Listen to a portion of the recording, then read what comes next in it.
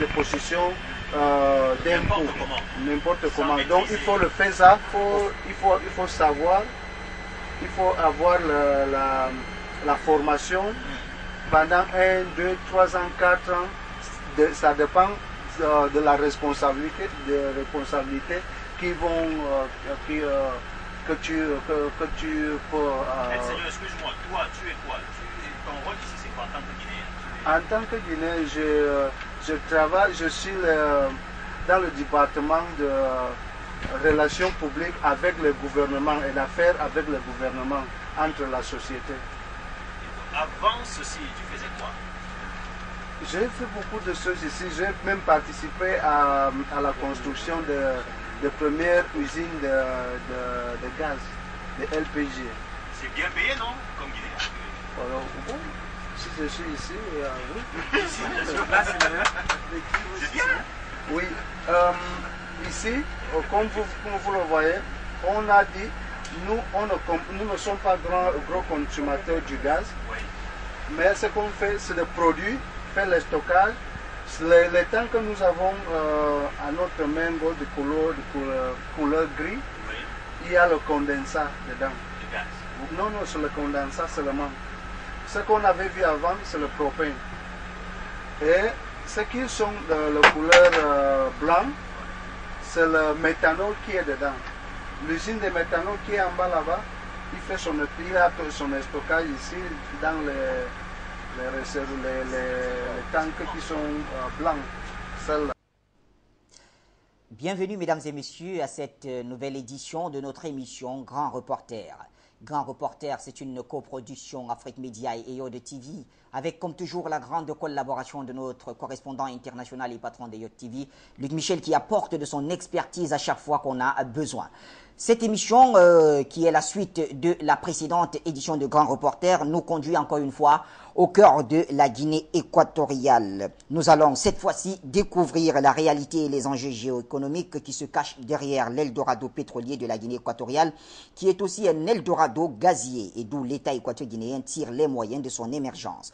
La découverte impressionnante de ce lieu, Punta Europa, le complexe gazier d'avant-garde équato-guinéen, près de Malabo, sur l'île d'Anobo, sera le prétexte pour nous d'analyser avec notre correspondant Luc Michel le rôle du pétrole et du gaz dans l'émergence équato-guinéenne et le modèle même de développement qui l'accompagne.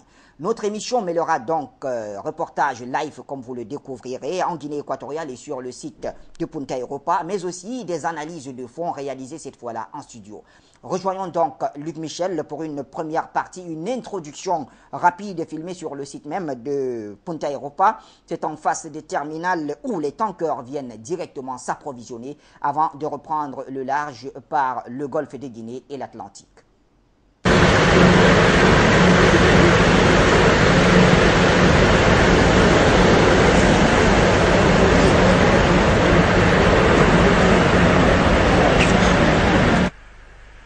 La Guinée équatoriale a été définie comme un Eldorado pétrolier, c'est exact.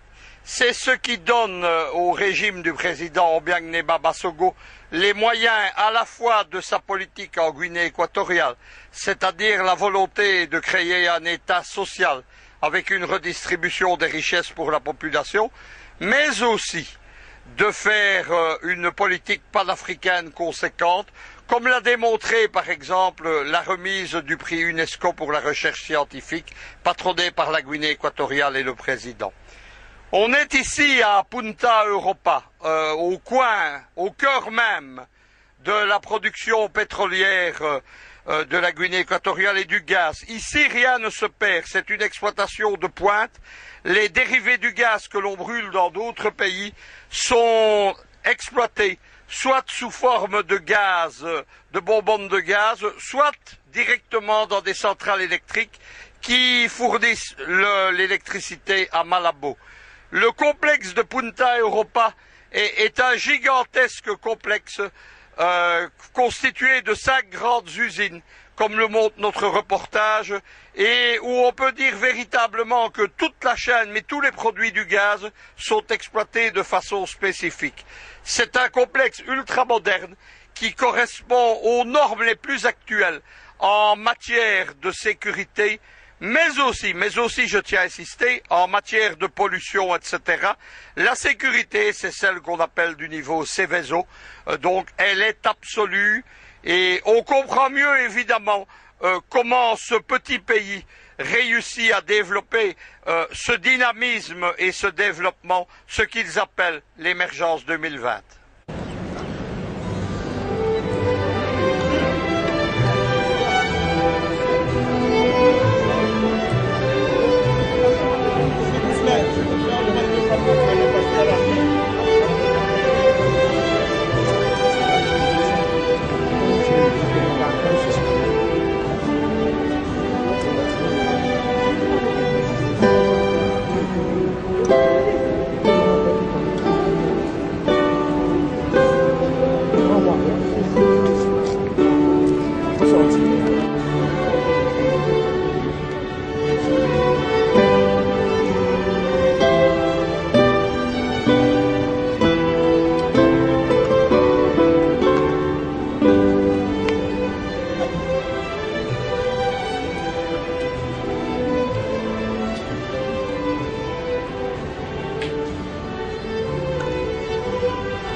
Voilà, merci à Laura pour ces belles images de Punta Europa. Entrons, Luc Michel, d'emblée au cœur même du dossier. Le pétrole équato-guinéen, que représente le pétrole pour la Guinée équatoriale? Et puis, comment dirais-je, pourquoi parle-t-on d'Eldorado pétrolier quand on parle de la Guinée équatoriale? Bachir, il y a une vieille sentence qui dit que le pétrole fait le malheur des peuples des pays qui le possèdent. Le président Biangnema Bassogo a décidé de faire mentir cette sentence. L'expression de nouvel Eldorado pétrolier en Afrique, elle vient d'un livre de l'Harmattan. C'est un livre mi-figue, mi-raisin, puisqu'il est de 2009, et il véhicule largement, au-delà de cette vision du nouvel Eldorado pétrolier et du fait qu'il pourrait porter, on est en 2009, un nouveau modèle de développement en Afrique, le livre est tout à fait contre le régime du président Obiang. C'est une image évidemment vieillie. L'Harmattan, qui est spécialisé dans les ouvrages scientifiques et de sciences politiques et de géopolitique, publie parfois n'importe quoi. Luc Michel, dites-nous-en un peu plus, puisque il me semble que vous êtes bien placé pour en parler. Bachir, je suis effectivement bien placé pour le savoir, puisque c'est à l'Harmattan, comme vos lecteurs le savent déjà, puisque je m'en suis plusieurs fois expliqué, qu'a été publié un dictionnaire politique français dans lequel on me dit suicider en compagnie de plusieurs centaines de mes adhérents en 2006. Vous voyez ce que vaut certaines des analyses de l'Harmattan. Les critiques contre le président Biangnema Bassogo sont du même tonneau, mais la formule, elle est brillante, c'est celle de l'Eldorado pétrolier. Ce n'est que ça qu'il faut retenir de ce livre. Alors, parlons chiffres à présent, Luc Michel. Quelle est la production de la Guinée équatoriale? Quel rôle joue-t-elle même dans l'émergence du pays? Les données, elles sont assez simples. La Guinée équatoriale est le 3e pays producteur de pétrole et de gaz en Afrique subsaharienne. Au niveau du pétrole, il produit entre 320 000 et 520 000 barils par jour. Le gouvernement guinéo-équatorien ayant lui-même limité la production de façon à ne pas déforcer les prix, mais aussi de façon à garantir de nombreuses années de rente pétrolière et gazière au pays. C'est un gouvernement qui voit loin. Et évidemment, il anticipe également la fin de l'ère du pétrole. Ce pétrole est exploité, que ce soit au niveau de la recherche, mais aussi de la production par des sociétés qui viennent de très nombreux pays. Ce ne sont pas uniquement, comme on le dit souvent, des compagnies américaines. Dans le domaine du gaz, on trouve même le géant russe Gazprom. Malabo a voulu développer évidemment ses partenaires de façon à ne pas dépendre de certains pays ou gouvernements et surtout il a développé un certain nombre d'entreprises nationales qui rappellent un peu dans le domaine du gaz Gazprom d'ailleurs et qui prennent eux-mêmes des participations dans des consortiums et des holdings de façon à ce que la Guinée équatoriale soit partie prenante de l'exploitation pétrolière et gazière, mais aussi de façon à ce qu'un maximum de dividendes reviennent au pays et à son développement. Le pétrole, évidemment, est au cœur du développement du pays, de ce qu'ils appellent l'émergence 2020. Il sert à développer la totalité de l'économie. Il y a eu un séminaire qui a été fait à Sipopo, Malabo, en février 2014 sur ce thème de la Guinée équatoriale émergente et où le but était effectivement de développer une économie multisectorielle, multidimensionnelle et de développer l'investissement privé, qu'il soit étranger ou national. Puisque actuellement, l'économie guinéo-équatorienne, c'est une économie largement dirigée avec un investissement qui est quasi en totalité celui de l'État guinéo-équatorien. Pour ceux qui parlent de biens mal acquis, d'argent du pétrole qui ne profite pas au pays, on en a la meilleure démonstration lorsqu'on attaque les études économiques, c'est que précisément l'argent est celui qui est investi dans le pays. Il sert aussi au développement direct du pays. Le gouvernement de Malabo a entrepris une grande série de travaux d'infrastructure. À Malabo, on dit où la route arrive, le développement suit. Des centrales électriques, des logements sociaux aussi, d'une politique de grands travaux, des centrales électriques très importantes qui fonctionnent en parallèle au secteur gazier avec les surplus de la production. Et donc le pétrole est omniprésent dans cette émergence 2020 du pays et il explique évidemment les attaques qui sont menées par les Occidentaux au travers d'ONG au service de l'impérialisme occidental. Lorsqu'on regarde l'économie de Guinée équatoriale, il ne faut pas tomber dans les fausses visions. Parce qu'il y a beaucoup de choses fausses et de choses qui sont tirées du passé du pays avant précisément le miracle de l'Eldorado pétrolier et le processus d'émergence piloté par le président Obiang-Nema Mbasogo.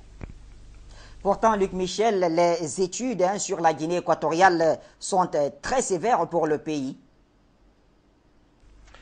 Lorsqu'on regarde l'économie de Guinée équatoriale, il ne faut pas tomber dans les fausses visions. Parce qu'il y a beaucoup de choses fausses et de choses qui sont tirées du passé du pays avant précisément le miracle de l'Eldorado pétrolier et le processus d'émergence piloté par le président Obiang-Nema Mbasogo. Luc Michel, qui répondez-vous? Prenons simplement le cas de la page de Wikipédia qui parle de la Guinée équatoriale. Effectivement, Bachir, Wikipédia est révélatrice de ça. Si vous prenez l'article « L'économie de la Guinée équatoriale », eh bien, vous êtes devant une vision totalement fausse. Vous savez que Wikipédia, c'est pas du tout une encyclopédie, c'est une espèce d'ouvrage collectif où le pire côtoie le meilleur, où chacun peut aller exercer des vengeances privées, peut aller attaquer et diffamer ses adversaires, et où parfois donner de bons articles, mais dans lequel il y a plein de choses fausses, plein de légendes, plein de mythes. Le tout se fait soi-disant par un processus de contrôle qui n'en est pas un. C'est assez clair, Luc Michel, mais ici aussi, vous semblez encore une fois bien placé pour en parler.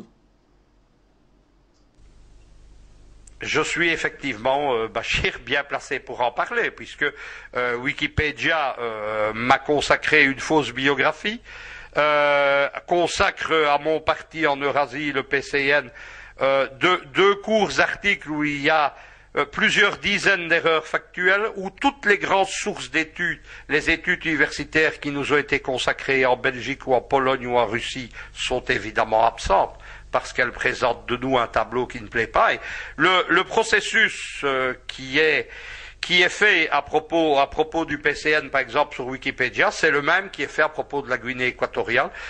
Dans le cas de mon parti, on présente mon parti comme le petit parti de 85-88, Nous sommes en 2015, nous avons 30 ans d'existence, nous avons des activités dans 22 pays, nous avons organisé de grands événements internationaux, tout ça n'est pas là.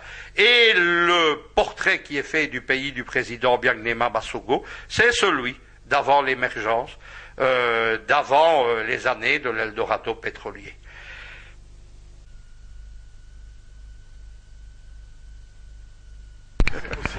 Voilà. Donc, la troisième usine, c'est LNG, c'est composé par Marathon avec un 60%,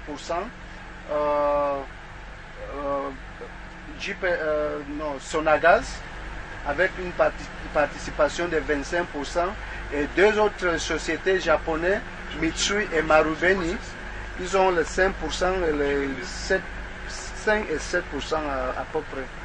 Donc la société si se gérait un peu comme ça.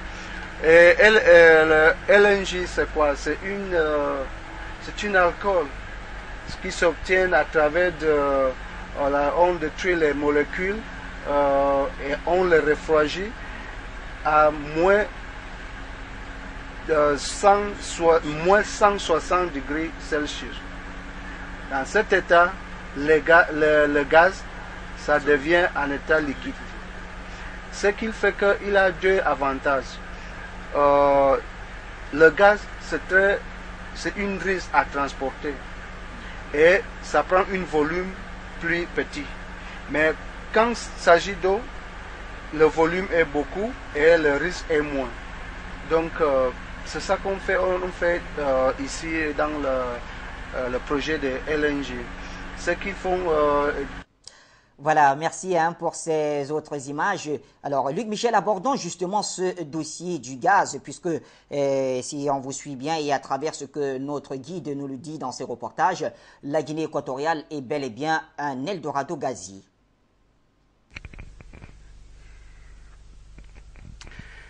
Après le pétrole, le gaz représente le second Eldorado de la Guinée équatoriale. La Guinée équatoriale a des grands projets, des projets planifiés dans ce domaine. Elle vise à faire du pays un hub gazier dans la région, notamment en traitant les excédents de la production, par exemple, au Nigeria, qui sont actuellement brûlés. C'est-à-dire que la Guinée équatoriale serait alors, comment pourrais-je dire, la destination finale des productions des pays voisins.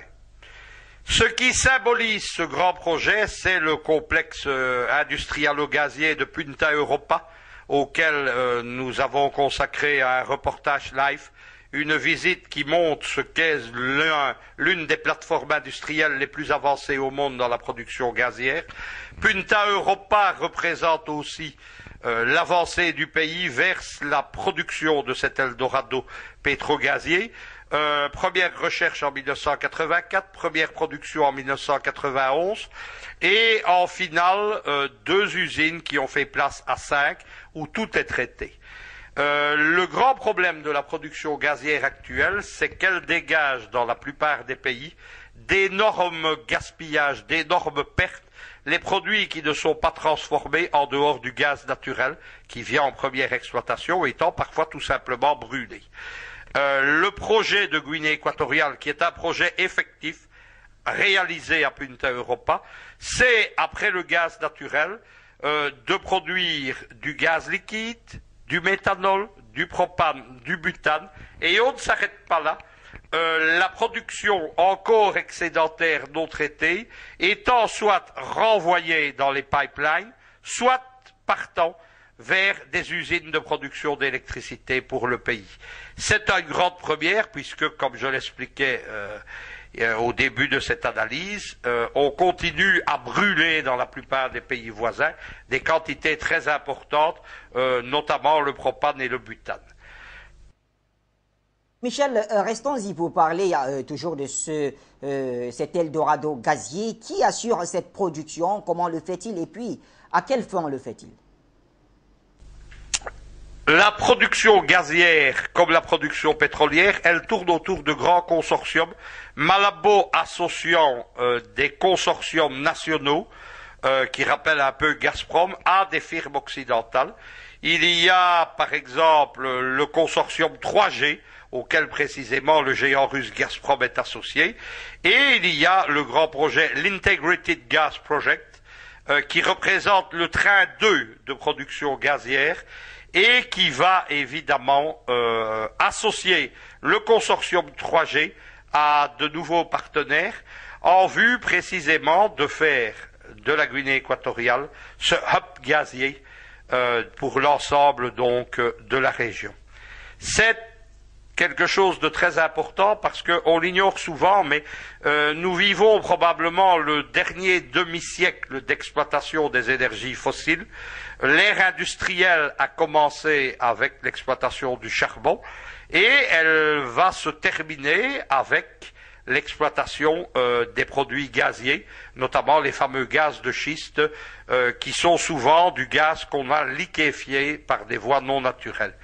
Le gaz, donc, avec cette technologie, avec son utilisation notamment pour la motricité, etc., ça représente l'évolution ultime extrême de l'industrie de l'âge des énergies fossiles, et donc la Guinée équatoriale s'est positionnée vers cela. Pourquoi l'a-t-elle fait? Pas seulement parce qu'elle a les ressources, mais également parce que l'environnement de production s'y prête. L'île de Malabo, où est la capitale, est très loin, évidemment, du continent où se trouve la seconde partie de la Guinée équatoriale. En 1968, ce sont deux colonies espagnoles, l'île d'Anobo, qu'on appelle par convention l'île de Malabo, où est située la capitale, l'ancienne San Miguel, l'ancienne capitale coloniale, et évidemment le territoire continental avec la grande ville de Bata, qui est la capitale économique du pays. Entre les deux, un immense plateau pétrolier. Le statut de la capitale sur l'île et la possession de l'île donnent la possession d'une grande partie du plateau continental où se trouvent précisément les réserves de gaz. Une grande partie de ce gaz est produit sur les plateformes pétrolières. Actuellement, on brûle encore les excédents sur ces plateformes, mais le train 2 du projet gazier, celui de l'Integrated Gas Project, précisément vise à ce que l'on brûle plus et à ce qu'on ne détruise plus de telles quantités. Tout doit servir, tout doit être produit pour maintenir le plus longtemps possible la production gazière. Rentrer dans les usines, il y a pratiquement 3 sociétés ici à Punta Europa, c'est-à-dire Marathon, EMCO et LNG.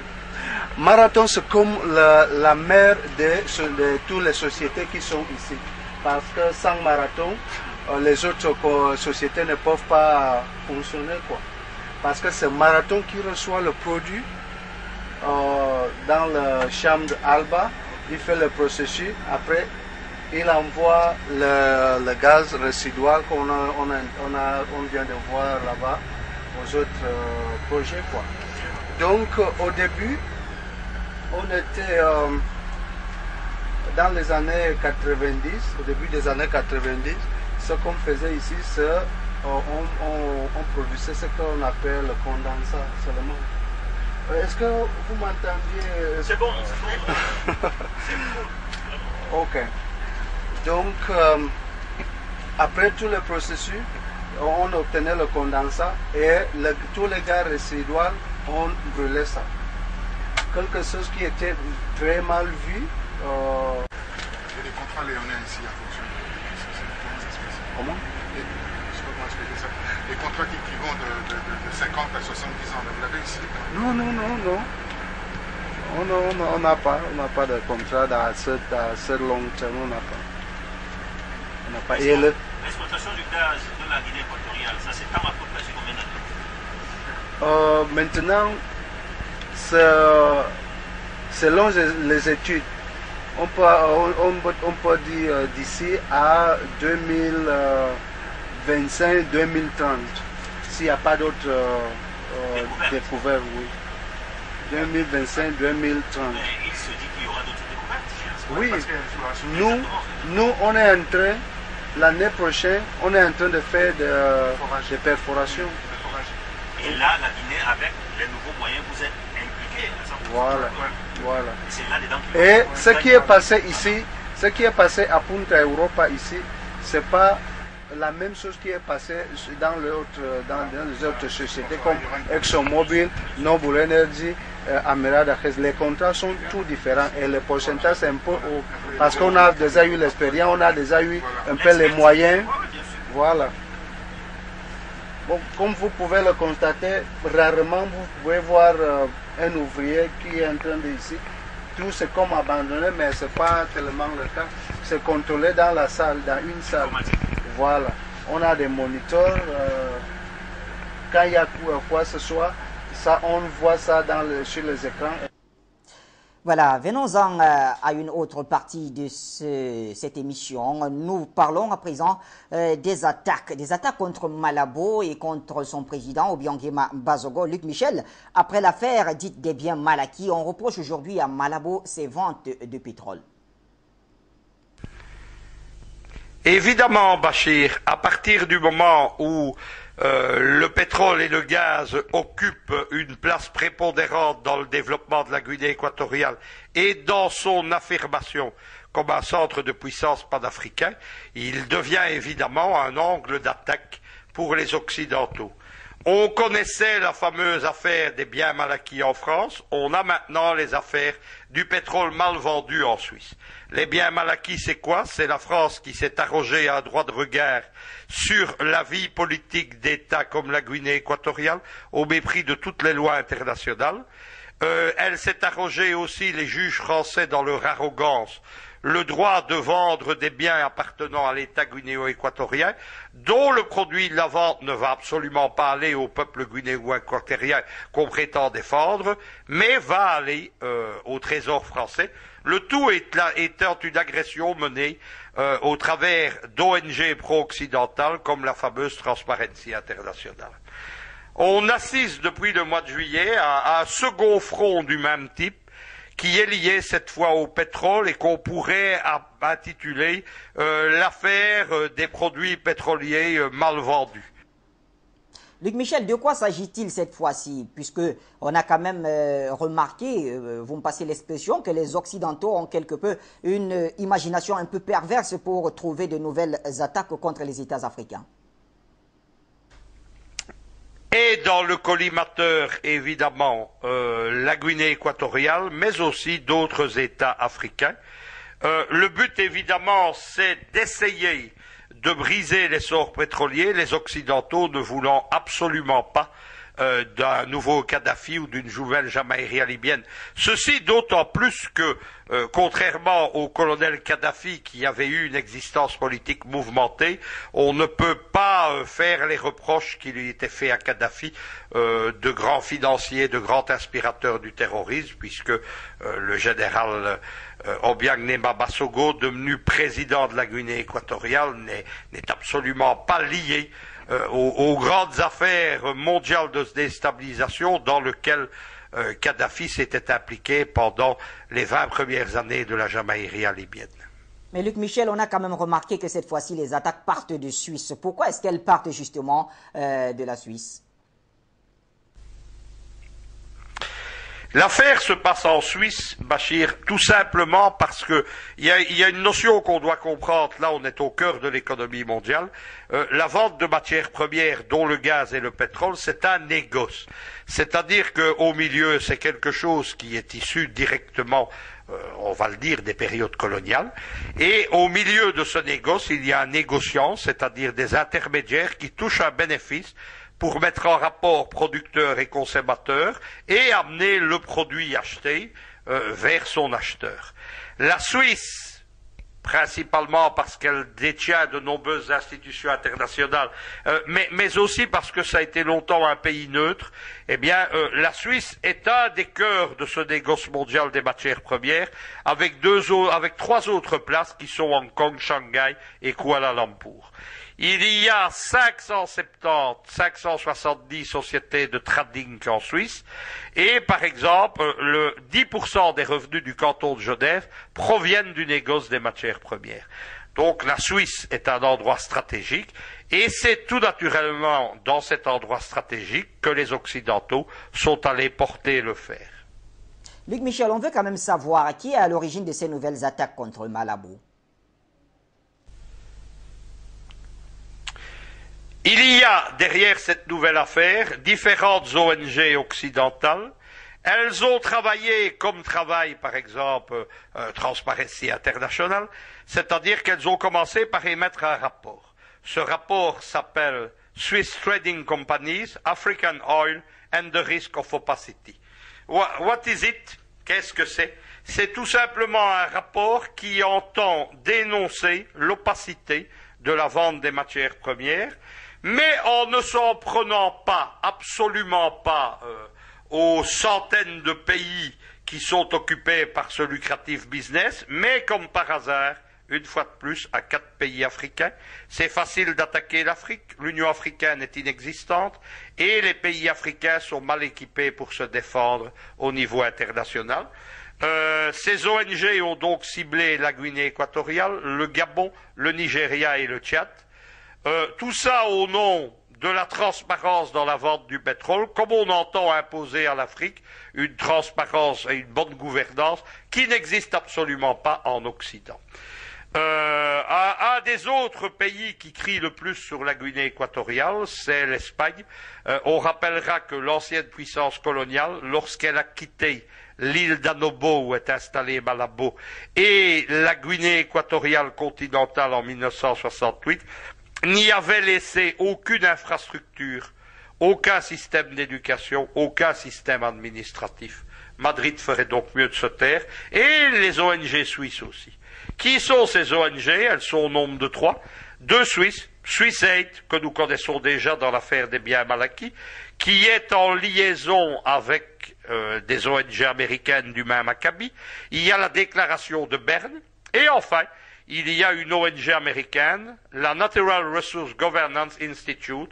On est encore dans le monde de ces ONG occidentales au service de l'impérialisme atlantique. Quel est l'angle de critique vis-à-vis de la Guinée équatoriale? C'est que l'argent du pétrole disparaîtrait. Où va l'argent du pétrole, disent-elles? Et que régnerait la pauvreté, l'absence d'infrastructures, il n'y aurait pas d'électricité, pas d'eau courante, pas d'éducation en Guinée équatoriale. Une série d'articles a été publiée dans la presse suisse, dans la presse française. En France, on retrouve une fois de plus la fameuse association dépendant du Quai d'Orsay, l'association France-Guinée équatoriale, qui régulièrement attaque le président Biagnema Bassogo et moi-même pour la défense que je fais de ce sympathique pays africain. Luc Michel, globalement, quel est l'angle d'attaque contre Malabo? Et donc, on a une série d'articles qui se basent sur une documentation ou dépassée ou fausse, l'un des principaux livres de référence étant, une fois de plus, un livre émis par l'Harmattan, dont on sait qu'on y publie le meilleur et le pire. On y publie aussi des livres qui sont sans aucun fondement, qui propagent de fausses informations. Eh bien, un livre de l'Harmattan, il date de 2005. On lit dans ces articles de 2014, par exemple, au mois de juillet, liés au rapport de ces 3 ONG, on y lit par exemple que la Guinée équatoriale a 500 000 habitants, elle en a 2 millions. On y lit que Malabo est une petite ville tropicale où règne la misère. Malabo 2, la Brasilia de l'Afrique, connaît pas évidemment. Et tout est du même acabit. C'est évidemment une instruction à charge, avec de faux documents, de fausses informations. On connaît le proverbe, lorsqu'on cherche un bâton pour battre son chien, on le trouve. Simplement là, ces ONG vont un peu trop loin. Et elles doivent s'attendre évidemment, comme Transparency International, dont Afrique Média et moi-même avons démonté tous les rouages dans une émission spéciale au début du mois de juillet, elles doivent s'attendre évidemment à ce qu'elles-mêmes soient mises sous les projecteurs de l'actualité. Michel, encore une fois, pour vos analyses, n'est-ce pas, qui nous éclairent davantage sur la compréhension d'un certain nombre de dossiers, des analyses novatrices, on va le dire ainsi. Pour la seconde partie de cette édition, nous allons d'abord aller écouter une interview accordée, n'est-ce pas, à Afrique Média et Eyo de TV par l'un des ingénieurs de Punta Europa qui explique le mécanisme de fonctionnement de ce côté-là. Et ensuite, nous allons vous proposer un reportage ou, si vous voulez, une visite guidée de ce grand centre gazier Punta Europa. D'abord, prenons l'interview. Ma question, vous savez que dans la plupart des pays, on parle des problèmes de production, de pics de production. Quelles sont les réserves estimées? Combien d'années de production? La question, je réserve la réponse au ministère des Mines.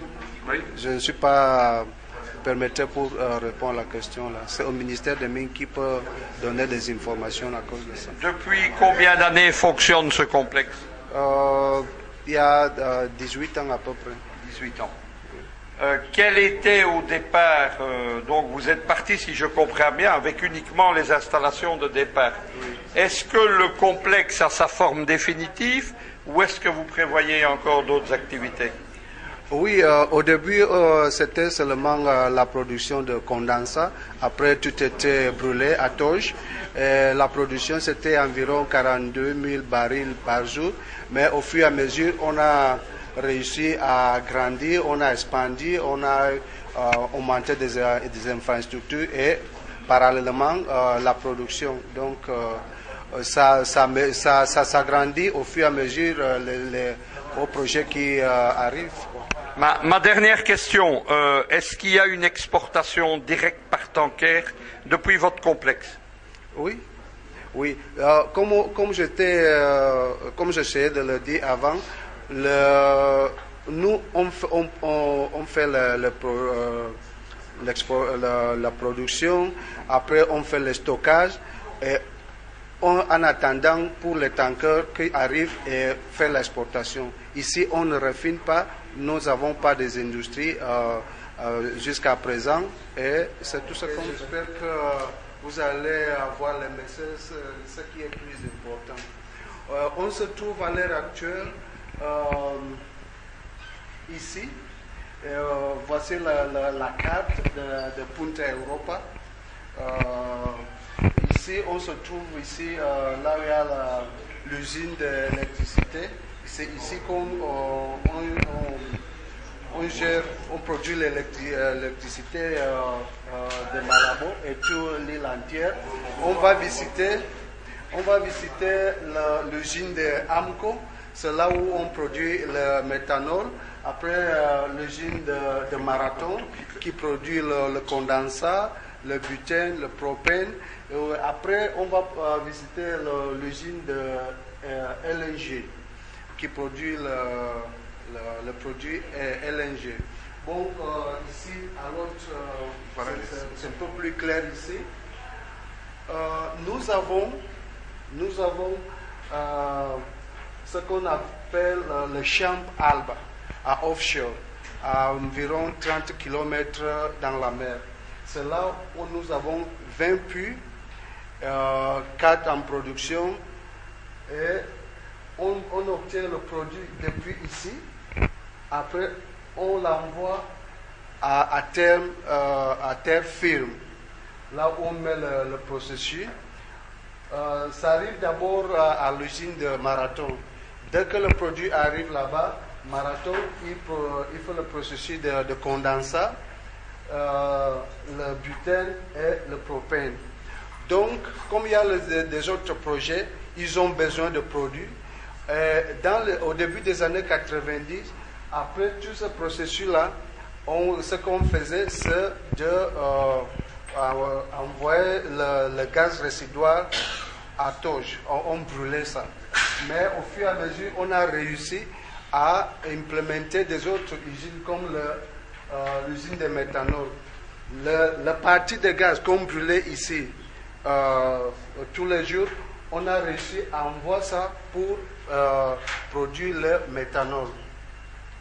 Après, on a encore toujours le gaz qui ne peut pas être produit par le méthanol pour le condensat, pour le butane et le propane, mais le reste de gaz là, on l'envoie à LNG.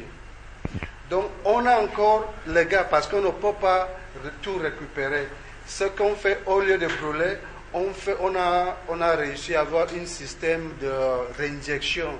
C'est-à-dire, ce qui nous reste ici, on le renvoie dans le puits pour qu'on puisse l'utiliser dans le futur.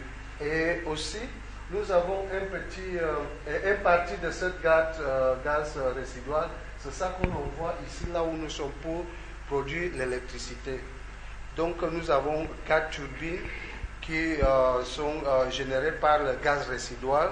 Et aussi, nous avons une petite usine de butane pour utiliser au niveau domestique. Donc on n'importe plus le gaz pour cuisiner, pour l'utiliser dans la maison. Et la façon qu'on fait maintenant, c'est le système en bouteille, parce que nous n'avons pas d'infrastructure dans la maison pour connecter directement avec l'usine. Donc la facile plus économique pour nous, c'est en bouteille. Donc c'est more or less à peu près ce qu'on fait ici à Punta Europa. Donc s'il y a des questions à poser, on va essayer de répondre à notre mesure, quoi.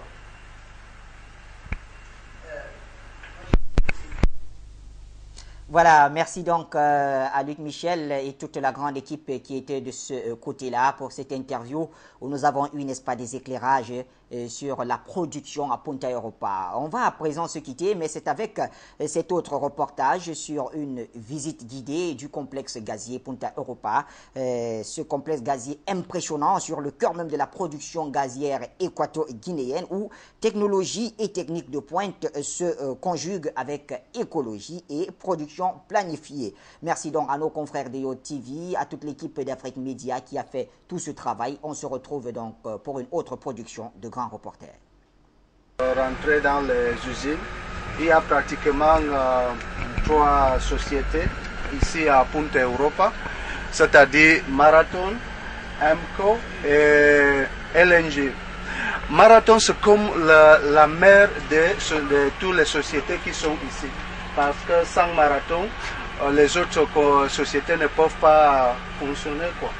Parce que c'est Marathon qui reçoit le produit dans la chambre Alba, il fait le processus, après il envoie le gaz résidual qu'on vient de voir là-bas aux autres projets, quoi.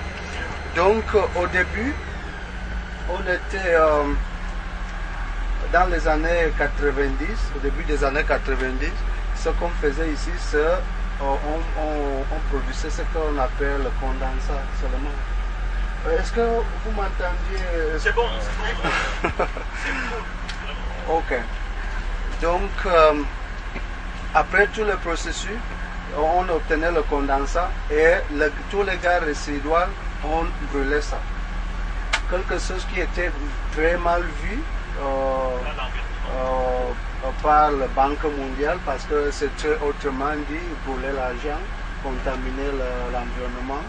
Et au fur et à mesure, on a réussi à avoir des autres projets pour essayer de diminuer le gaz de brûlage à torche.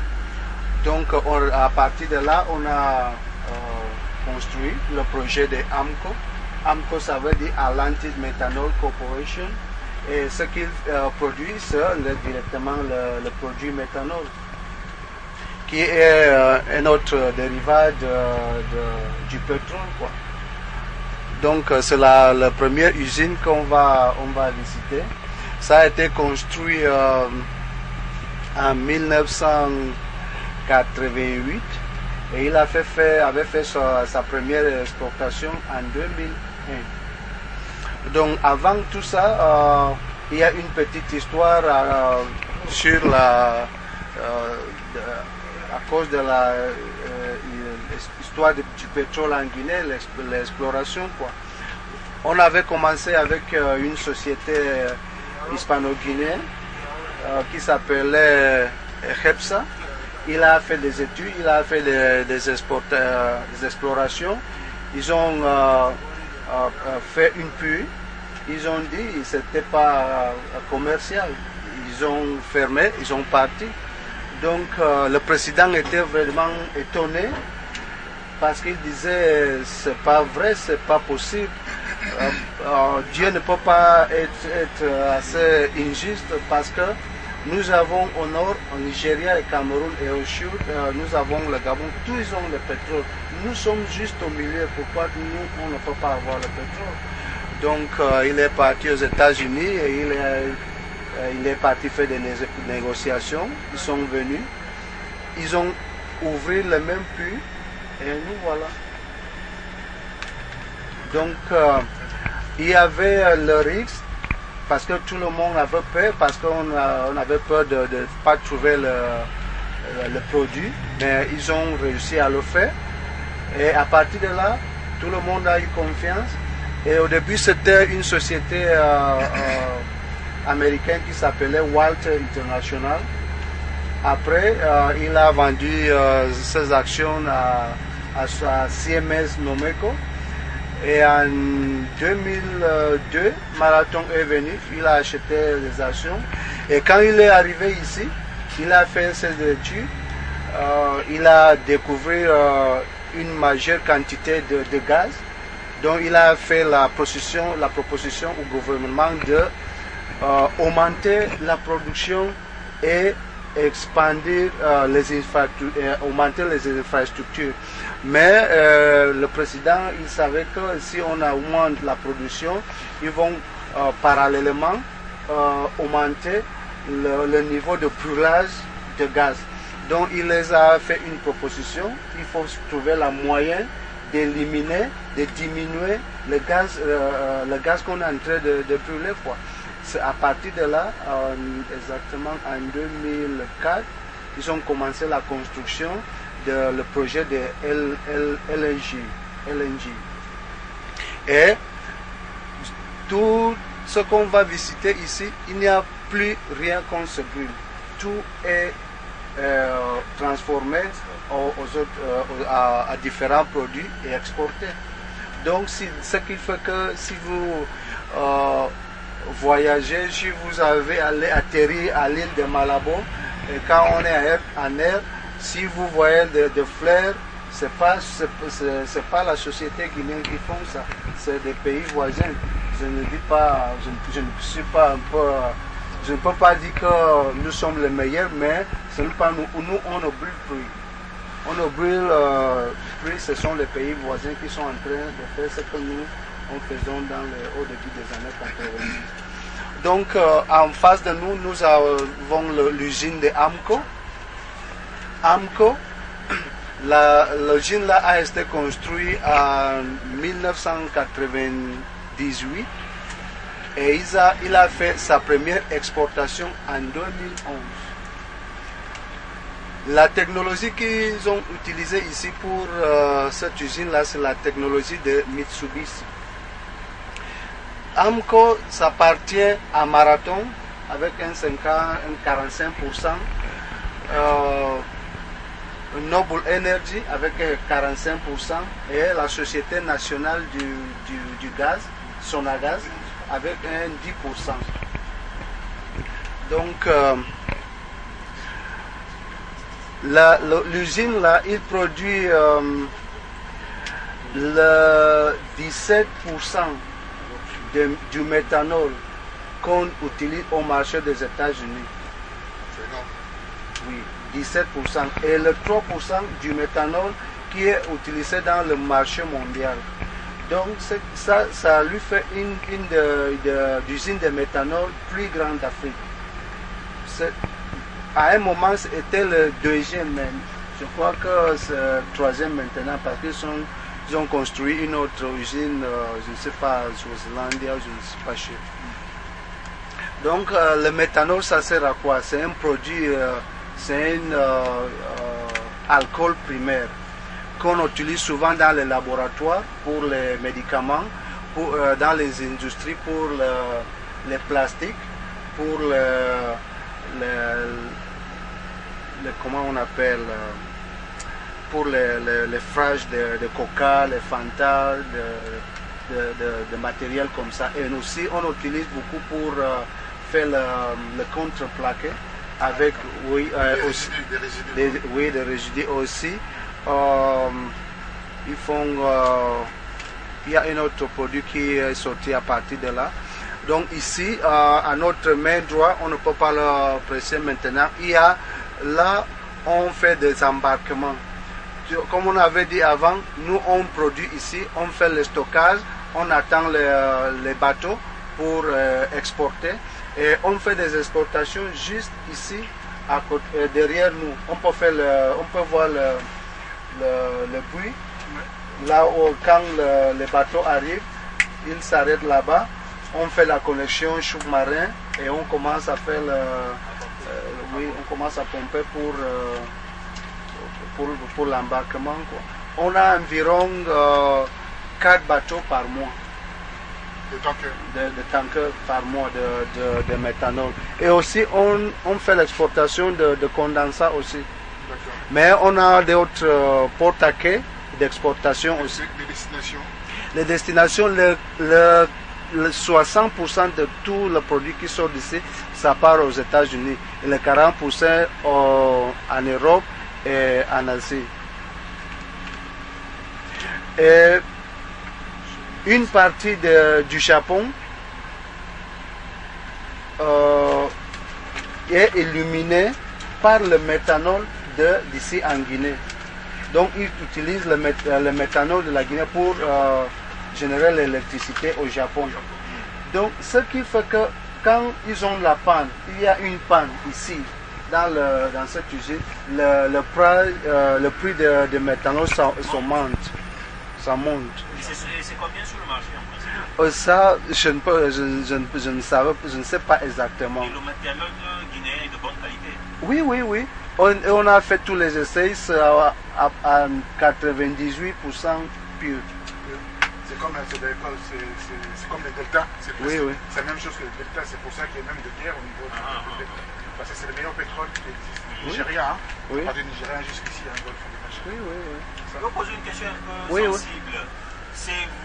Les pannes là, c'est vous qui le provoquez pour que le prix monte sur le marché? Ou c'est vraiment les pannes... Comment je peux provoquer une panne? Quand il y a... Non, il n'y a pas de bénéfice pour nous pour la panne. Parce que au fur et à mesure que nous on produit, nous on gagne plus. Est-ce que tu peux provoquer la panne de ta voiture pour rester en route?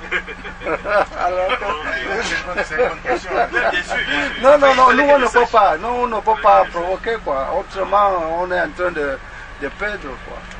Donc non, c'est ce qui est au marché ici souvent. Nous on ne fabrique pas le farine. Mais quand il manque le farine, le prix de pain ça double. On double le prix de pain. On vend souvent à 50 francs, mais quand il n'y a pas le farine, c'est à 100 francs. Excusez-moi, Seigneur, c'est sur quelle superficie? À peu près 5000 ou 8000 hectares, oui, tout le complet. Mais c'était petit avant, ils ont agrandi au fur et à mesure, oui. Bon, en face de nous, nous avons la société mère, Marathon. Celui qui a le champ et le puits à offshore, donc celui qui reçoit le produit, il fait le processement, il obtient ses produits et après il fait la distribution. Qu'est-ce que Marathon il produit? Il produit le condensat, le butane et le propane. Par exemple, nous avons à notre main droite les tanks de propane. Les tanks de propane. Oui. Butane, propane. Voilà. C'est 4500. Non, la capacité de ce tank-là, c'est de 300 000 barils. 300 000 barils. Alors, le nom de sécurité Sevozo, est-ce que vous utilisez la sécurité Sevozo pour sécuriser cet endroit, pour ne pas que ça saute? Évidemment, on a des systèmes de sécurité, on a des détecteurs, on a même des endroits en cas d'accident pour contrôler ce qui peut... Les bunkers. Oui, on a tout ça. Parce qu'autrement, on ne fait rien. Si on ne prend pas les mesures de sécurité, on ne fait rien. C'est la priorité. Et c'est la raison pour laquelle vous pouvez voir en face nous avons quelqu'un qui nous est en train de nous guider, parce qu'on ne peut pas entrer dans n'importe comment. Les zones sécurisées. Oui. Et devant nous, c'est quoi, Seigneur? C'est toujours l'usine de Marathon. Au début, ce que nous avons en face de nous, c'est l'ancienne usine. Donc, quand Marathon est arrivé ici en 2002, il a construit, il a fait l'unité d'expansion là. Oui. On appelle phase 1 et phase 2. C'est qu'on voit à notre gauche là. Voilà. Ce qu'ils font ici, ils ont augmenté la production, mais en même temps, ils fonctionnent comme de compresseurs pour la réinjection du produit dans le puits. Dès qu'on fait, on obtient tout le produit qu'on veut et on ne veut pas brûler pour les deux raisons qu'on a dit avant. Et on renvoie le produit dans le réservoir. Et c'est grâce à tout les deux unités là qui font ça. Au début, c'est ici qu'on faisait la séparation. Dès que le produit arrive, il arrive sur cet arbre-là, il faisait la séparation, mais qu'est-ce qui tourne là? Ce sont des compresseurs. Ce sont des compresseurs. Parce que ça ne peut pas tourner sans des compresseurs. Et une partie du méthanol qu'on produit directement dans l'usine qu'on vient de visiter, on l'utilise ici. Parce qu'avant d'avoir l'usine de... Oui, tu sais que dans le process de processement, il se forme dans le tuyau ce qu'on appelle les hydro, le ice là, qui est très froid. Donc, pour éliminer ça, on injecte le méthanol pour faire la dissolution. Et le méthanol, et le méthanol là, avant d'avoir l'usine, on l'a mené, on l'a importé aux États-Unis.